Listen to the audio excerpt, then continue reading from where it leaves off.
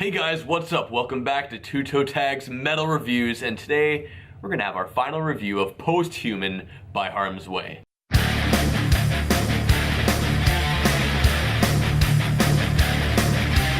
I'm gonna open up the floor about this album. This was an interesting one to listen to because, you know, as I noted last week, this album's very short. It's about 33 minutes long. And I thought to myself, okay, you know, of course we always have our albums on rotation constantly, but I felt with an album as short as this, I don't want to force myself to listen to it too much or it's just going to drive me nuts. Because with an album as short as this, you know, 2 hours, that's 4 times you're hearing this album. Yeah. So it kind of just drills your brain. So I was a little bit reserved in my timings for listening to this album just so I could try to keep it fresh and keep myself objective while listening to it. So in regards to the content of the album, there were songs that definitely grew on me, as, you know, always happens with albums, and those two were Temptation and Dissect Me. Dissect Me has this little guitar part that is near the beginning. Like, it's in the main groove in each verse that gets me every time. Like, every time I hear it, oh yeah, that was cool, and it keeps coming back every time I listen to that song. I'm always looking forward to listening to that song. I'm like, yeah, that was good. Fuck. It always, I don't even know why. I think it's the texture of the guitar's sound. It's not like the notes he's playing, it's just how the guitar itself sounds. Like the tone. Like the tone, how, the tuning. Possibly how it was mixed. Right. To give it that effect. Either way, I love that. And Temptation, I loved how groovy that song was. I loved how nasty it sounded, especially with just, you're kind of floating there, and the only things that are holding you down is the bass and the drums. There's no guitars at all. It's just on the ground, and it feels so cool. And you're saying there's no guitars in that song, or you saying no? That's In that section, it's more driven by bass and drums as opposed to guitar. I see what you're saying, but there are guitars. Of course, there are guitars on this album. Maybe a surprise to you guys, but there are in fact guitars present on this album. So, one thing I found tough is that, you know, the more songs I was listening to, I'm like, you know what? This is cool, but sometimes it's, you know, kind of pushing over the edge for me in terms of like, wow, this is great, and sometimes it's not. Like, even, you know, a song like Human Carrying Capacity, I'd put it on one day and be like, wow, this is actually sick, and then another day be like, it's alright. You know, I kind of like X song a little bit better, but it was very up and down for me. And one other thing I wanted to mention, you talked about The Gift last week, saying, you know, this is a filler track, there's not much going on. I tried a session of listening to this album with starting with The Gift.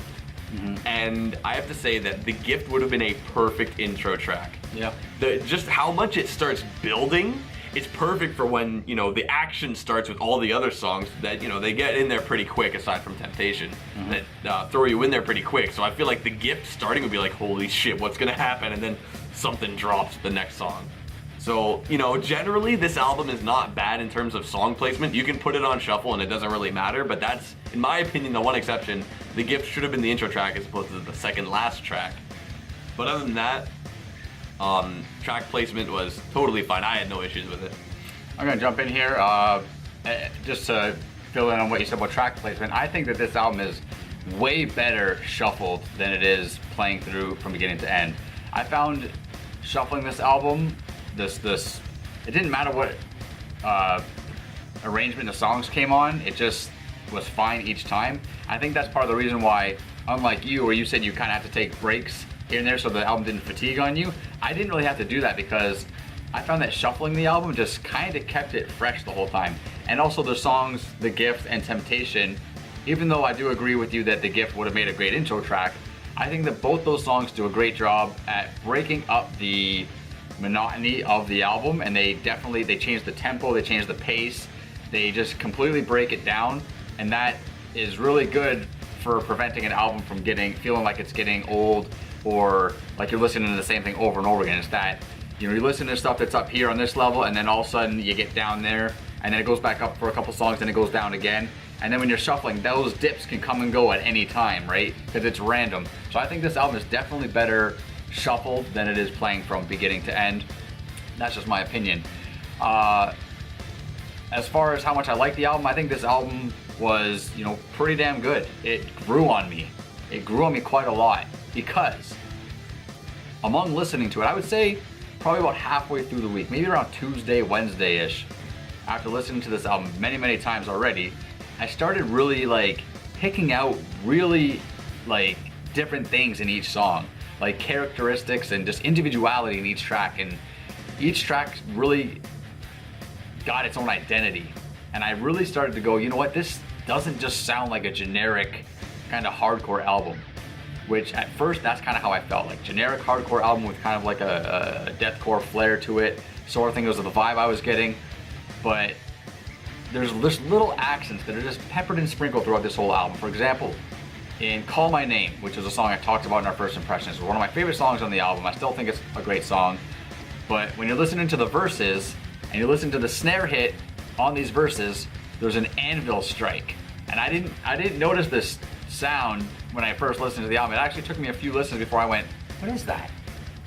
Oh fuck, that's cool. It reminded me a lot of Slipknot, because Slipknot has the beer kegs, the extra percussionist with the beer kegs, and they make a very similar sound with that metal ring, right? That metal ring of a baseball bat hitting a metal. This is similar to that, but it sounds more like the forging of a sword or something like that, like a hammer hitting an anvil or something like that. But it's badass, and it's just that tiny little thing that makes that song stand out amongst every other song from similar bands. Those little things stand out to me, and they make a world of a difference as far as how this album stacks up to other albums in the genre. Other examples, like we talked about Temptation, which is a change of pace. There's in the beginning of Unreality, there's a weird sample of a voice, which again reminded me a bit of Slipknot. There's a lot of, I got a lot of new metal vibes from this, some Korn style riffs, things like that. But the sample was cool. It was a nice, another kind of change of pace type of thing. The beginning of Last Man was pretty cool. There's just a lot of creativity in this album that you will not catch the first time you listen to it. The first time you listen to it, it's just gonna sound like a bunch of, aggressive, riffing in your face. Big wall of noise. A big wall of noise. I mean, I wouldn't call it a wall of noise, but I would just... That's how it will kind of feel to you without picking apart all the intricacies of the album. It's just kind of like, okay, they're going hard, and they're going hard again. But then the more you listen to it, the more it's like, oh, what was that? What was that? Yeah. What was that? And that's exactly what I'm trying to get to, is there are intricacies within this album, but you gotta find them, and you gotta give it a chance to notice them. So if I had to say anything kind of negative about the album, like something I didn't like, it would probably be the lyrics. Like I mentioned last week that I was gonna look up the lyrics and see, what these guys are writing about. Unfortunately, there's only lyrics for 2 songs posted online. Yeah, that was strange to find that. And both the lyrics for those songs are pretty, I'm not gonna beat around the bush, they're shitty in my opinion. The writing is pretty amateur. It's basically like 5th grade poetry. That's kind of the vibe I got from it. But all in all, the songs still sound good, so it really doesn't matter what the lyrics are about. But it would have been a bonus if the lyrics were a little more thought-provoking or a little more meaningful or something like that. Yeah. But there's a lot of stuff that I really liked about the album. The percussion on this album, although it's not overly technical, it's effective. It's effective. The style of the drummer is effective. He's very aggressive, and you can sense that. You can sense how hard he's hitting the drums, and you really get that sense of anger and that sense of power when listening to it. I like that. The guitaring is cool. I like the tuning. They're playing in a drop B tuning, which is rad. I like that. There's just a lot to like about it, but the real question is does it reach that level where it earns a toe tag? But I'm gonna put that burden on you first, and I'm gonna let you rate it. So what do you give Posthuman by Harm's Way? All right.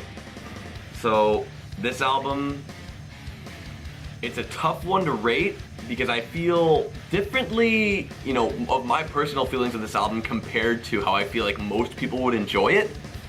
But me specifically, this is a great album, and there's so much peppered in through this album. But ultimately, I'm gonna have to give this album a 7 out of 10 because I don't feel like it's really breaking the barrier of toe tag album. I feel like it's on the doorstep, and it's great. This is a really good album, but it can't compare as much to other albums that are on our Toe Tag list. But I would still recommend a lot of people to check this album out because I feel like, you know, regular metalheads could pick this up and after a few listens be jamming to it and finding new things like we were. Yep. But for me, I give it a 7. How about you? You know what? I feel pretty similar. I feel like, you know, I really like this album. I really, you know, was digging it. I enjoyed listening to it. I didn't get bored of it. I liked it more the more I listened to it. You know, I crank it, I'm banging my head, I'm really getting into it. There's certain parts that come on that I just, you know, really enjoy. But there's something that it's lacking, and I can't exactly put my finger on what it is, but it just doesn't seem to reach that level of special. Like when we give an album a toe tag, it's because it did something. It resonated with us on a certain level that might have been just a personal level or something that we thought was just so great that everybody would love it, right?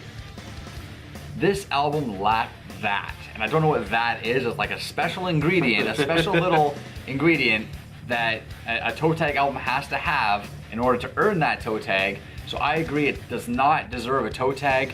I still think you guys should listen to the album. I give it a 7 as well. That's 2 7s. Really solid album, trust me. It's worth checking out.